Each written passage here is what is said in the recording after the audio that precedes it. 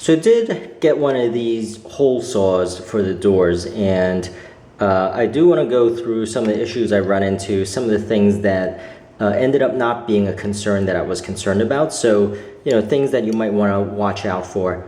So the first thing is I got a cheapo one, which was 10 bucks, and this particular one does not have a width adjustment. So, what happens is there will be a gap. And I found that was okay. For myself, what I was trying to do was drill a bigger hole for the more modern locks. My old locks basically had very antique looking locks here that were old style. Now, it ends up that I don't have to be perfect.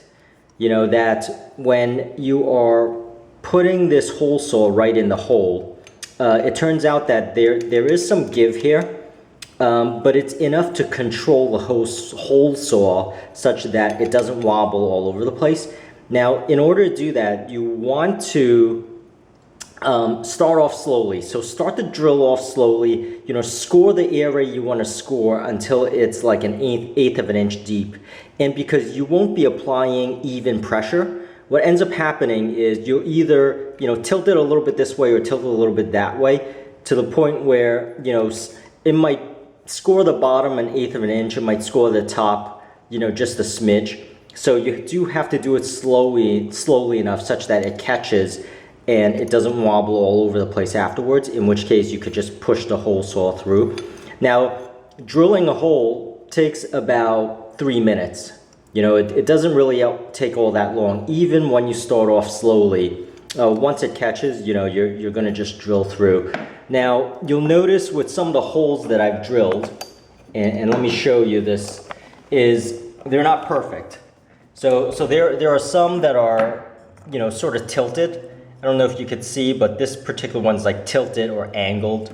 But I was able to, fit every one of these locks easily. So the point I'm trying to make there is you don't have to necessarily be perfect. At the same time, you only have one chance to drill one hole into one door. So, be prepared and try to do it right, because there's really not much room for error there. Now, this is what I'm talking about with this particular one. I don't know if you could tell, but this one is actually angled. So you could see that each one of these holes has various imperfections to it. So don't be too concerned about that. Be concerned, but don't be concerned, is what I'm trying to say, the mixed message here.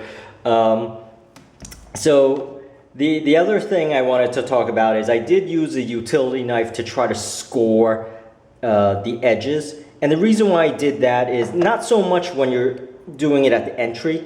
So during the entry, the side on the entry is pretty clean. Even though these teeth are pretty big, what ends up happening is the exit hole on that side will splinter. So I did use a utility knife to score those sides, the underside, even if it's a new door. So you might be worried about two types of splinter. The splinter where it rips out the paint if it is an existing hole or door, or the situation where it splinters the wood. And I'll show you each one of those situations. Here's where, it rips out the paint. As you can see, it rips out the paint, from there, from the other side in the exit side of the hole. So you do want to try to score it, but also you want to try to go slow after you've drilled probably 2.5 minutes or so. But that's the other thing, is you want to kind of estimate, how deep this particular drill bit will go.